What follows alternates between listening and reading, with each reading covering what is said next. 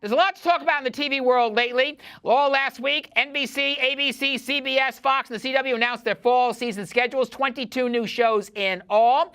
There was, of course, last night's finale of Mad Men.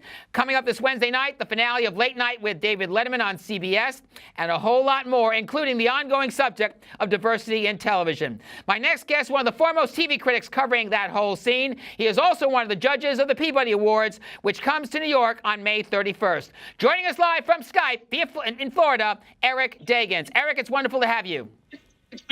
Yeah, glad to be here. So, Eric, what was your headline from last week's announcements of all the new fall network shows? Well, lots of headlines. I guess one of the biggest headlines was the death of American Idol. We knew that this show had sort of lost its place in the pop culture firmament, and that it had declining ratings. But it was still getting about 11 million viewers a week, so it was a little surprising to see Fox pull the plug at this point. I think we saw a lot of reboots. We're seeing the X-Files come back. We're seeing Coach come back. We're seeing a version of Minority Report. We're seeing a version of Uncle Buck. It seems like any movie that has a bit of a name is ripe for being brought to the small screen. And some might say that's a little desperation on behalf of the broadcast networks. But some shows, Parenthood went away, for example, this TV season, and that was a great remake of a movie that I was very skeptical of at first. So I will hold off until we actually see some of these shows to judge them. Also, we've seen guys come back a little bit. John Stamos has a new comedy on Fox. Rob Lowe has a new comedy on Fox. These guys are they're perennial TV stars in a way, although we haven't really seen John Stamos in a series in a long time. And he's also going to have a series on Netflix called Fuller House, remaking Full House. So in a sense, we're going to get a lot of Stamos in the next TV year. And I've always actually thought he was kind of an underrated performer. So I'm interested to see what he does with this attention, with this show, Grandfather, I think it's called. He finds out he's a hot bachelor, kind of a Clooney-esque restaurateur, who finds out that he never knew it, but he actually had a kid, and he had a kid who had a kid. So now he's a grandfather. He finds out he's not only a father but a grandfather, and he has to deal with that. So there's some interesting stuff coming. So, a lot of it feels derivative, frankly, but I am looking forward to seeing the Muppets come back for the first time to primetime for the first time in 20 years. Something else, Eric, we also saw was NBC. Something else, Eric. I'm sorry. Wait a second, Eric. Something else we also saw was NBC making a major move into live programming. The new variety show, Best Time Ever with Neil Patrick Harris, Undateable becoming a Friday night live sitcom made with live commercial breaks. Dick Wolf may be doing later on in the season a You, the Jury, Judge Judy type live show. What do you think about NBC's decision to take a risk with live shows?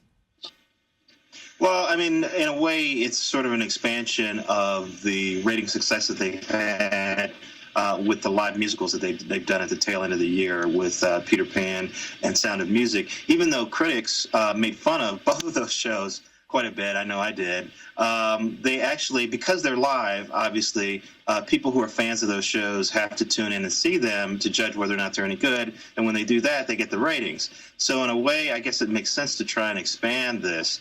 But we've seen a series try to do live, a stretch of live shows before. Fox's Rock became live, I think, for its last season, and we've seen other shows do it. Of course, Saturday Night Live does it every week.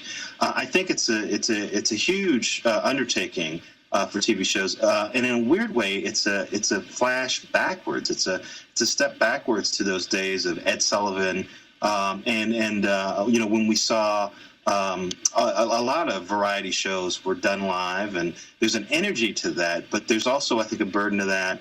And it's one thing to do a special event like a musical or a sporting event where people tune in one time and they have no way of knowing what's going to happen until they tune in. But when you have a live show that goes week after week after week, they have a sense of what they can expect. And I'm sure the dividends you get from that sort of live presentation where you wonder what's going to happen and you have to tune in to see it, that's going to diminish when you're talking about a series that has 22 or 25 episodes, as a network series typically does.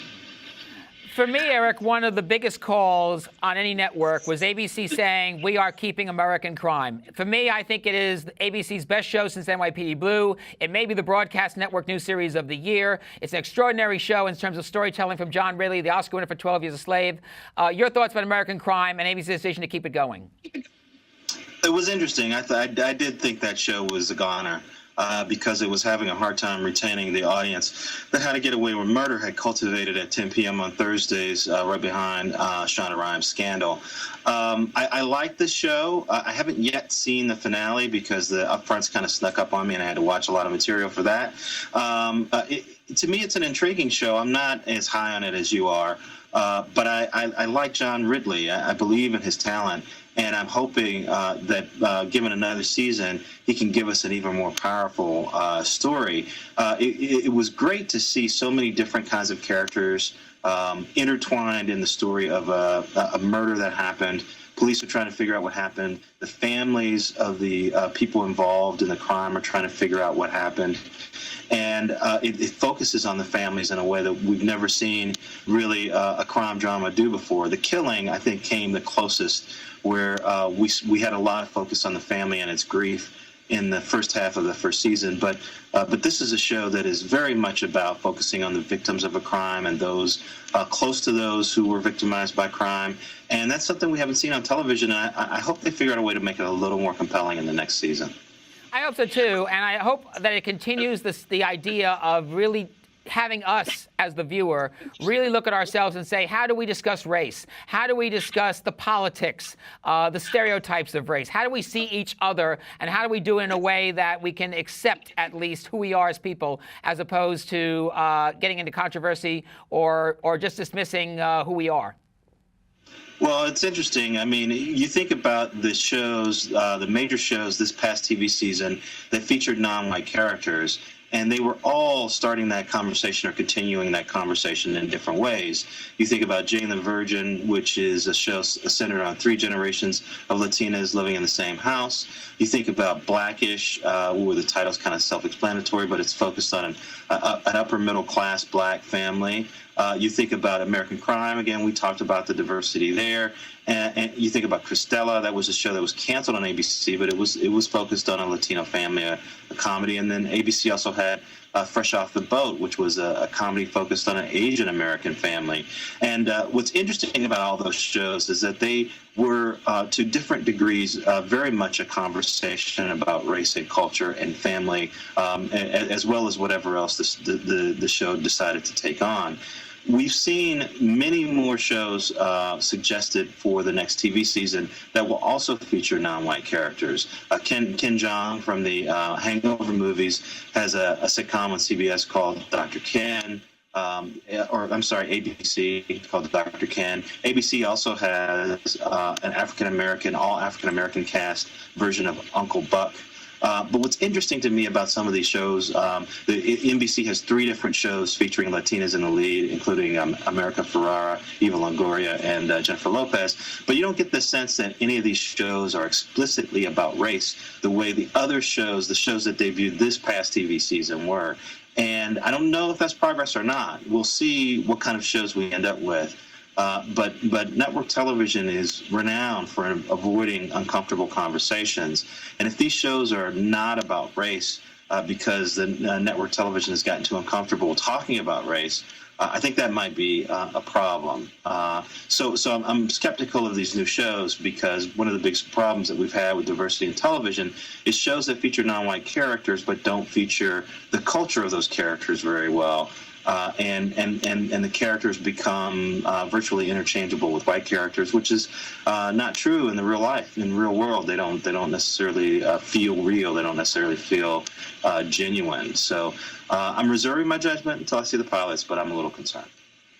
Deggans is the TV critic for National Public Radio. He is also one of the people participating in the annual Peabody Awards that are going prime time for the first time coming Sunday, May 31st. And there'll be a recap of that event at Cipriani's Wall Street the following month on Pivot. Eric joins us live via Skype from Florida this half hour on Tomorrow Be Televised. Simon Applebaum here with you live up the coast in New York here on Blog Talk Radio and Brooklyn Pen Media. You have a question or comment for Eric? Give us a call, 646-652-2906, or use our chat room, Simon Apple 04 by name. His guest, one 1131, and Rick Webb, our friend from Philadelphia, is doing. Last episode of Mad Men last night. Eric, what was your take? Well, it was interesting. After 8 years of trying not to really do what fans wanted, I think we got a finale in which fans got a lot of what they wanted. We saw a lot of the characters sort of their stories were sort of resolved in ways that were mostly positive. There was a huge negative in that Betty Draper, the ex-wife of Don Draper, the lead character, was diagnosed with terminal cancer, and her daughter and her new husband had to sort of deal with this, and obviously she's going to pass away within months in terms of the storyline. But other characters, we saw Peggy Olson find love with her art director partner. We saw Joan Harris finally found the company she always wanted to run with her name on the masthead. We saw Don Draper seemingly accept himself, and he's in a yoga retreat in California. And then there's this implication that perhaps instead of discovering himself and accepting himself, he goes right back to advertising and invents one of the most iconic advertising campaigns in history, the Coke's "I Want to Teach the World to Smile" campaign. What was interesting to me about this is that it was a tough balancing act to take all of these characters who are so complex and have had such rich interior lives and resolve their stories in a way that felt true to the story, but also felt like they were an endpoint. These serialized dramas like Mad Men and Breaking Bad, they're like novels in a way. And so the entire experience of the series can be colored if the ending isn't right. If you get a bad ending to a novel, it can leave a bad taste in your mouth for the whole experience. And so that was a huge responsibility that I think creator Matt Weiner faced going into this final season. And even though I think a lot of, especially the last 7 episodes, felt a little like filler, felt a little like misdirection, and in the end, I think he ended the series in a way that was satisfying for the fans, and that pulled off most of the things that this finale had to do to make the entire series feel like a complete story. Is it fair to say that Mad Men was the jump point for this modern era of scripted television, especially without Mad Men, no Breaking Bad, no Walking Dead, no House of Cards, no Orange is the New Black, no Transparent, no Orphan Black, et cetera, that Mad Men will go down as the beginning of this new age of exceptional scripted TV? I don't know if I'd go so far as to say that Netflix wouldn't have done original programming or Amazon wouldn't have done original programming, but certainly Mad Men was a crucial turning point in showing that standard cable channels could do high-quality drama and in a way that was profitable and in the best interests of the cable channel to try and undertake. We already had quality drama on premium cable channels like HBO and Showtime. But AMC was able to step up with Mad Men and then create Breaking Bad and create these 2 shows that at first, especially, were not widely watched, but critics really appreciated them, and they were breaking all kinds of rules in terms of how television was made at the time. And then AMC went on to create The Walking Dead and prove that you could create a blockbuster hit while you're also breaking all these rules. Create a show that's the highest rated among 18 to 49 viewers across all of television. So certainly AMC's sort of ascent proved to other cable outlets that you could construct similarly high quality shows and also have success with them. And so I have no doubt that one reason why we're seeing Netflix and Amazon and Yahoo and Hulu and all of these big providers sort of step up and try to do their own version of quality TV is because AMC's had so much success with Mad Men, not only with a TV show, but with creating a phenomenon that goes beyond the TV show into the zeitgeist of America. There are people out there who know who Don Draper is and know what Mad Men is about, and they've never seen a second of the TV show. And frankly, that's something that I think programmers and TV producers dream of, creating a show that's so popular that even people who haven't seen it know a lot about it. And we should also point out FX as well, with shows like The Shield, The Americans, so on and so forth. Wednesday night, David Letterman takes his last bow as a late-night talk show host on CBS. A lot of people will say that Letterman's legacy was the celebrity interview and his own spin on it. Some will say he was a second coming of Ernie Kovacs, one of the great innovators of the medium, and the way he used the camera. Some will say it was the way he took ordinary people like Rupert G. and Hello Delhi and turned them into TV personalities, or how he used his announcers, the late Bill Wendell, who worked with Kovacs in the 1950s at NBC, or Alan Coulter, or Biff Henderson, the stage manager. What would you say is David Letterman's lasting legacy in television? Well, it's interesting because I was in New York City last week for the upfronts, and I spent Monday afternoon with David Letterman. I watched him tape his show with Howard Stern and Don Rickles, and then spent some time interviewing him after that show was over. Those interviews are public record. And one of the things I discovered from David himself is that he feels like he's just taken the influences that he loved as a kid and sort of turned them into television on his own terms. So he was a fan of Steve Allen when he hosted the original version of the Tonight Show, and he was a fan, of course, of Johnny Carson, and he was a fan of Ernie Kovacs, and he was a fan of some of these early comics who would do sort of outlandish things on television, because television was such a new medium that no one really knew what you could do and what you couldn't do. There weren't a lot of rules. And so he brought that sensibility to television.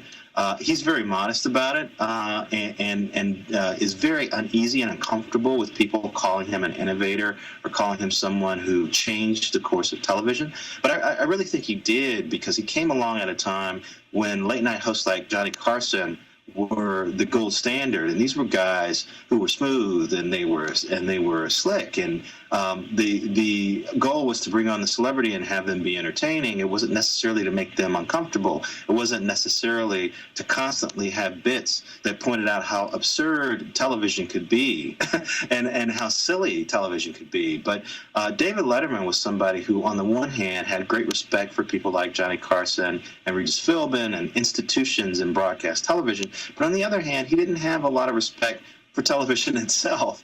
He was always willing to show that television could be at its most fun when it's silly and it's stupid. So, his version of bringing on animals onto his show was called Stupid Pet Tricks, because, let's be honest, this stuff is kind of stupid. And then he had people do it, and he called it Stupid Human Tricks. And then he threw, bowling balls off the top of a building to see what they would look like when they hit the ground, or he would take over the drive-through window of a fast food restaurant and make fun of all the customers who had no idea who he actually was. Or he would send Biff Henderson, his stage manager, to the Super Bowl with a camera and a mic to make fun of people. And all of it was about translating that idea that TV was at its most fun when it was unpredictable, when it was a little stupid, and when it didn't take itself all that seriously. And so I think he actually is struggling a bit with the final days of his show. It's going to end on Wednesday, because everyone wants to talk about what a broadcast institution he is, but his entire career has sort of been built around subverting that kind of stuff and not admitting that kind of stuff and undercutting that kind of stuff with his comedy. So it'll be interesting to see what he does on his final show. They've kept their cards close to their vest about what we're going to see on that final show. But Letterman has told me that he's going to face the camera. He's going to thank all the people who supported him over the years, and he of course is going to thank the audience, and then he's going to say goodbye, and he's going to walk off. I'll add one point. He was maybe the first viral comedian before we ever heard of YouTube or viral videos, because of all the different skits he did, like Stupid Human Tricks, Pet Tricks, sticking himself with Velcro, throwing those objects on the street of the Ed Sullivan Theater, and so on and so forth. We have a few more minutes with Eric Deggans. He is the National Public Radio TV critic, and we'll talk to him in a moment about the Peabody Awards. And with that, you have a question or comment, give us the call, 646-652-2906, or use our chat room, Simon Apple 04 by name. Remember, coming up on Friday, the co-creator and executive producer of Are You Smarter Than a Fifth Grader, Barry Posnick. That series with Jeff Foxworthy back as the host returns next week on Fox. You've been involved with the Peabody Awards for some time. What do you think about the TV side of the Peabodys that you had a role in awarding? Well, I've only been involved for 2 years. Last year was my first time around. I think we do a pretty good job of picking out the best in electronic communication that we can find. We look at not just TV shows, but documentaries, news coverage, radio, web presentations. But I think a lot of attention is paid to the scripted TV shows that we award. They tend to involve the most high-profile subjects, the biggest stars. But there's also there's no award quite like the Peabodys. The Emmys, of course, are chosen by the members of the Academy of Television Arts and Sciences, and they may or may not have seen the shows that they're voting on. There's a Critics' Choice Awards, and again, you're sort of taking it on faith that the people who voted on these shows have seen them. But the 16-member board of the Peabodys, we are tasked with watching, when it gets to the point where we're voting on who actually gets an award, we have to have seen this product.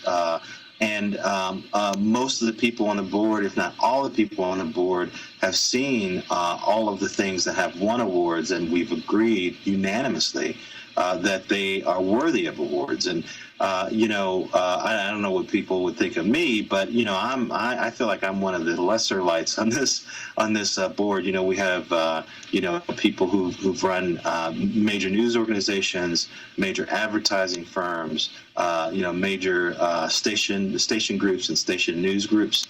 So these are some of the most experienced professionals, academics, critics in the business, and we're all actually watching most of the material that comes to us, as much of it as we can. And when we get down to the final winners, we've seen them all, and we've made our decisions based on having actually experienced the work, as opposed to some other awards where you get the sense that people are voting on a show's reputation, or they're voting because they like the stars, or they're voting because of some trend. We are making choices based on actually having seen this material. This year's TV class includes Jane the Virgin, it includes The Americans. I mentioned Joe Weisberg, the creator, will be on our show next Wednesday, and also Rectify, which is now going into its third season in July on Sundance Television. Is there any personal TV favorite that you were very happy got in? I was particularly happy to see Rectify get through. That's a show. Sometimes there are shows that take a little bit of time to get through. Rectify is a show that's been nominated previously, and it's a complex show. And it takes some time to appreciate its the virtues, I think. And so I was glad to see that the board was able to choose it, even though it's not as flashy as some other shows. The Honorable Woman from Sundance, I thought that was a great pick. I was really glad to see that one went through. Mr. Dynamite, the HBO documentary, that's a personal favorite of mine. I did a story about it for National Public Radio when the documentary came out, and I'm a big fan of Alex Gibney, the director, so I was glad to see that work out. The Americans is another show that we considered in the past, and for one reason or another, it was good to see The Americans get honored, because it's one of the best dramas, and I think the most underrated dramas on television at this point. So yeah, there's lots of great, interesting picks. I mean, I think people could go to our website, go to the Peabody website, and look at the winners in scripted television, and that's your Netflix queue for a good year. You can just watch the stuff that we've picked for you, and you will see a lot of high-quality drama for quite a long while. And we should be pointing out that in the past, the Peabodys have honored Netflix shows like House of Cards and Orange is the New Black. I'm hoping that Transparent, which I thought was going to be a shoe-in this year, hope maybe next year, the year after, does pull them through. Well, you can't have everything, and the Transparent didn't quite make the cut this year.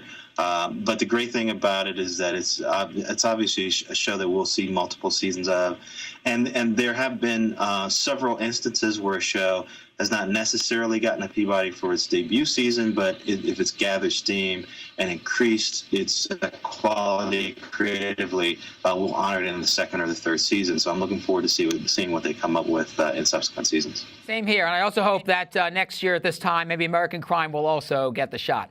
You can hear Eric's take on the TV scene regularly on National Public Radio programs and via www.npr.org. It's worth listening to and worth reading. Remember to check local listings for the NPR affiliate in your area. And the Peabody Awards will take place May 31st at Cipriani's Wall Street location, with Pivot offering a 90-minute special on the ceremony and interviews with the honorees next month. You can find more about this annual ceremony, and it's worth your while to do so, at www.peabodyawards.com. Eric, it has been a pleasure to have you on the last half hour. Let's do it again, maybe a full hour. I enjoy your work very much. It's a pleasure to finally have you on the program. All right. Thanks for having me. You're welcome. Anytime. Take care. Bye now. Eric Deggans, TV critic for National Public Radio, judge on the Peabody Awards, joining us live via Skype from Florida.